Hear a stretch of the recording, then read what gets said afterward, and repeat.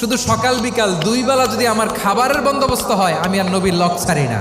আমার আনসার সাহাবারা ক্ষেত খামারের কাজ করত, আমার মুহাজির সাহাবারা ব্যবসা করত, আর আমি নবীর সাথে সাথে থাকতাম। 5374টা হাদিস তিনি বর্ণনা করেছেন। সবচেয়ে বেশি হাদিস বর্ণনাকারী সাহাবী আবু হুরায়রা রাদিয়াল্লাহু তাআলা আনহু। বিড়ালের বাবা কি করতেন? খালি হাদিস মুখস্থ করতেন। হাদিস প্রিজার্ভেশনের কাজে বিশ্বনবী ওনাকে কাজে লাগিয়েছেন। উনি একদিন বলেন, ইয়া রাসূলুল্লাহ আসমাউ মিনকা কাসীরান ফালা আহফাজু। নবী অনেক কথা শুনি, আমার মনে থাকে না। বিশ্বনবী বললেন, তাই তোমার চাদরটা বিছাও। আবু হুরায়রা বিছালেন। বিশ্বনবী হাত বুলায় দিলেন। এরপরে অনেক হাদিস বর্ণনা করলেন। আবু হুরায়রা বলে, তারপর থেকে বিশ্বনবী যাই বর্ণনা করে আমি শুনি আর একটাও বলি না। এখন সুবহানাল্লাহ। বিশ্বনবী ওনাকে নবীর এই যে লক্ষ হাদিস প্রিজার্ভেশনের এই দায়িত্ব দিয়েছেন সাইয়েদনা আবু হুরায়রা রাদিয়াল্লাহু তাআলা। আপনারা কি খেয়াল করেছেন কত বড় চৌকস ট্যালেন্ট হান্টার ছিল আমার নবী? এক একজনের এক এক ট্যালেন্ট, এক একজনকে এক এক দায়িত্ব দিয়েছেন, এক একজনের প্রতিভাকে এক একভাবে বিকশিত হওয়ার সুযোগ দিয়েছেন। আওয়াজ করে বলেন ঠিক কি না?